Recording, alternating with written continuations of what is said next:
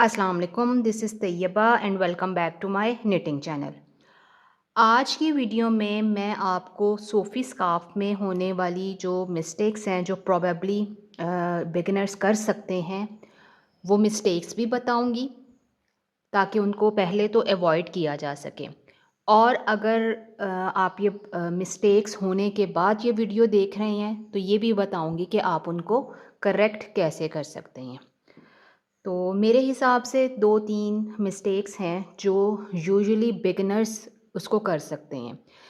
तो सबसे पहली मिस्टेक जो आप कर सकते हैं वो यही है कि आप भूल गए हैं कि ये आपके काम की सीधी साइड है या उल्टी साइड है, क्योंकि ये कम्प्लीटली रिवर्सेबल है ना, तो याद रखना थोड़ा मुश्किल है। और आपको ये भी भूल गया कि आप कौन सी रो के ऊपर हैं। तो सबसे पहले तो हम ये देख लेते हैं कि ये देखें मैंने स्टिच मार्कर्स नहीं डाले हुए और अब मुझे नहीं पता मैं कौन सी रो के ऊपर है। तो मैं क्या करूँगी, ये मुझे पता है कि मेरे पास लॉन्ग टेल कास्ट ऑन था। ये तो आपको याद हो रहेगा ही ना कि आपने कौन से कास्ट ऑन से शुरू किए। तो लॉन्ग टेल कास्ट ऑन था, तो ये जहाँ पे टेल है मुझे ये पता है, यहाँ से मैंने अपनी पहली रो शुरू की थी। ठीक, तो ये तो हो गई मेरे काम की सीधी साइड, ये मुझे पता चल गया। अब ये मेरा कास्ट ऑन एज है और हमने आई कॉर्ड एज के ऊपर, आई कॉर्ड एज के ऊपर ना ये काम करना है। ये आई कॉर्ड एज जो बन रहा है ना, इसको काउंट करना है। ये मेरा कास्ट ऑन एज है, सही। अब मुझे ये पता है कि ये जो आई कॉर्ड एज है ना, वो एक्चुअली कैसे बन रही है कि एक साइड के ऊपर मैं स्टिचेस स्लिप कर रही हूँ और एक साइड के ऊपर नेट कर रही हूँ, और हर 8वीं रो के ऊपर मैंने इंक्रीज़ की है। तो इसका ये मतलब है कि ये जो 4 वीज़ होंगी ना, ये मिलके हमारी 8 रोज़ बनाएंगी। तो ये पहला स्टिच हमने छोड़ा क्योंकि ये कास्ट ऑन स्टिच है। इसके बाद 1 2 3 और ये 4, ठीक, ये आई कॉर्ड के हो गए। अब ये जो है ये हमारे पास पहली इंक्रीज़ है, ये पहली इंक्रीज़ हो गई। फिर 1 2 3 और ये 4, यहाँ पे आएगी हमारे पास दूसरी इंक्रीज़।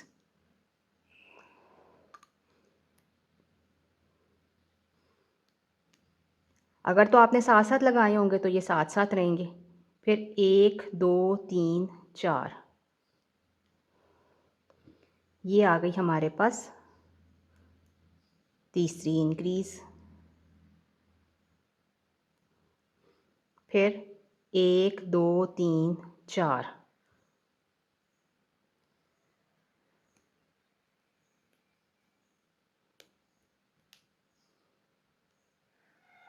ये आ गई चौथी। और फिर 1 2 3 4, 1 2 3 4, ये हो गई हमारे पास 5वीं इंक्रीज़। ठीक, ये 1 1 2 3। अब हमने एक रो और करनी क्योंकि हमारे पास एक ये वी कम है। ये 1 है, ये 2 है और ये 3 जो सिलाई के ऊपर है। ठीक, इसको हम डबल चेक कर सकते हैं। हमारे पास ये काउंट करके 1 2 3 4 5 स्टिचेस आए हैं ना, 5 स्टिच मार्कर्स आए हैं हमारे पास। ये 3 और ये 3 के दरमियान में अब यहाँ 5 स्टिचेस होने चाहिए। 1 2 3 4 5। तो इसका मतलब है हमने अपना स्टिच काउंट बिल्कुल ठीक ठीक आइडेंटिफाई किया। अब अगर आपको यही नहीं पता कि आपको यही नहीं याद कि आपने इंक्रीजेस किस साइड पे की हैं, और आपको नहीं समझ आ रहा कि आपकी स्कार्फ की सीधे वाला हिस्सा कौन सा है जो सीधी जा रहा है, और जहाँ पे आप इंक्रीज़ करके उसको स्लांट बना रहे हैं वो कौन सा हिस्सा है, तो फिर आपने स्केल लेके उसकी मदद से करना है। आपने अपने फ्लैट सरफेस के ऊपर अपने काम को बिछाया और फिर आपने स्केल को बिल्कुल सीधा ला के रखा ऐसे।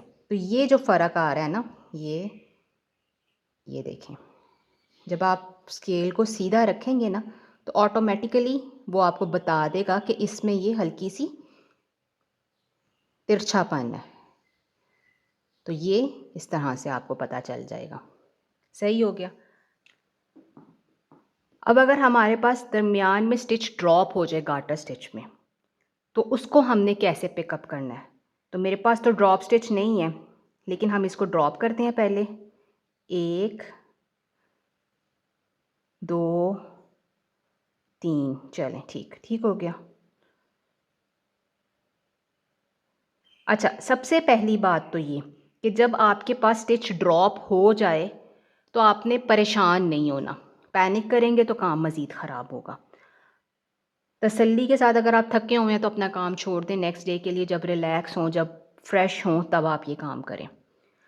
پھر آپ نے کرنا کیا، آپ نے اپنے اس کو فلیٹ سرفیس کے اوپر اپنے کام کو رکھنا ہے، یا فلیٹ سرفیس میں نہ بھی رکھیں، آپ اس کو اس طرح سے کھینچ لیں. جو آپ کے پاس اسٹچ لائیو ہے آپ نے اس کو اس طرح کسی بھی چیز کے اوپر ڈال لیا. میں نے یہ نیڈل لی ہے. صحیح. اب آپ نے آئیڈینٹیفائی کرنا ہے کہ آپ کے پاس یہ کون سا اسٹچ ہے.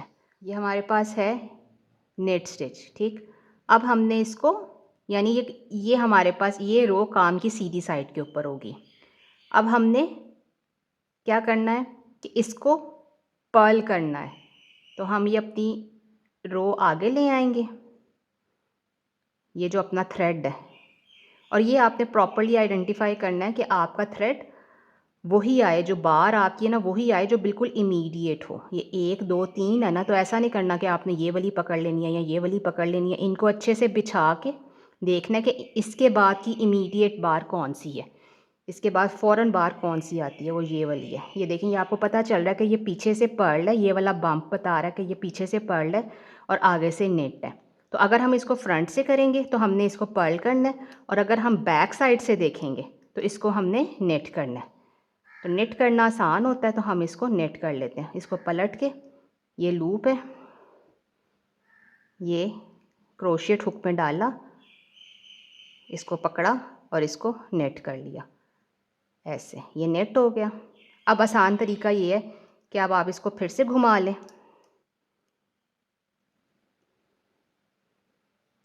یہ آپ اپنی لوپ آئیڈینٹیفائی کی پھر سے.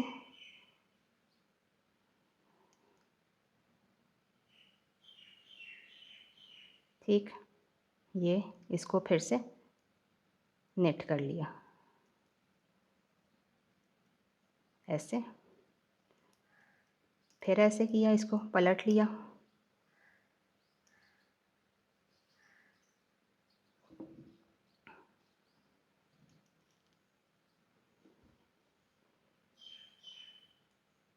اور پھر آپ نے اس کو نیٹ کر لیا. تو یہ جو ہمارا ڈراپڈ اسٹچ تھا یہ صحیح ہو گیا. اب آپ نے اس کو دوبارہ سے سلائی پہ چڑھا لینا ہے.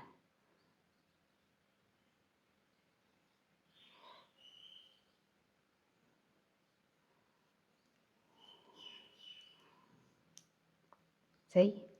آپ کے پاس یہ اسٹچ جو ابھی آپ نے سلائی پہ چڑھایا اور اس سے اگلا اسٹچ ایک جیسا ہونا چاہیے. یہ یہاں پہ بھی پرل ہے اور یہ ادھر بھی پرل ہے، اگلا اسٹچ بھی. تو اس کا مطلب ہے ہم نے اس کو ٹھیک کر لیا ہے. اور ویسے بھی آپ کو اپنے کام سے پتہ چل جائے گا.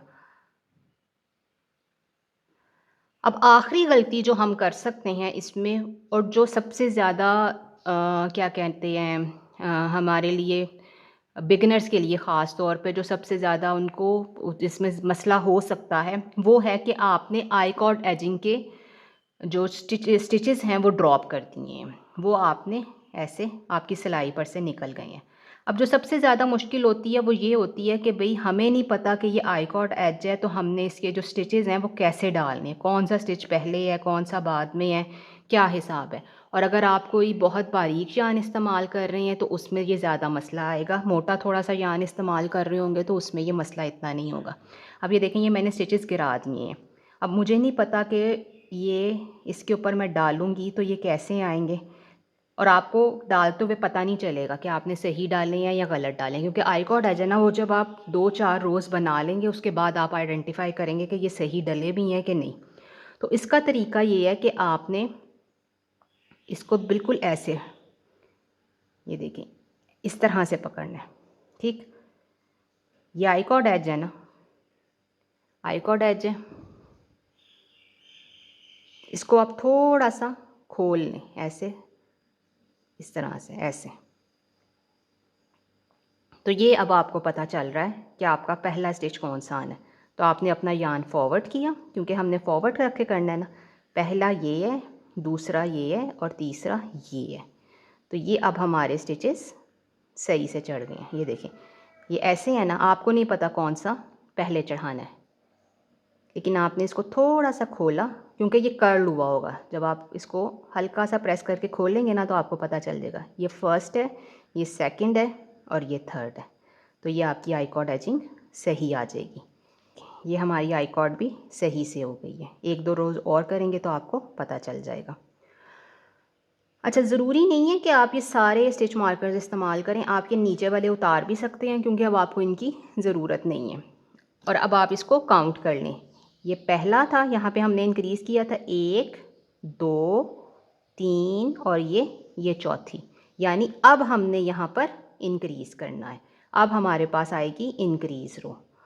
तो ये इस तरह से हमने अपनी जो इसकी पॉसिबली जो हम मिस्टेक्स कर सकते हैं उनको हमने इस तरह से ठीक करना है।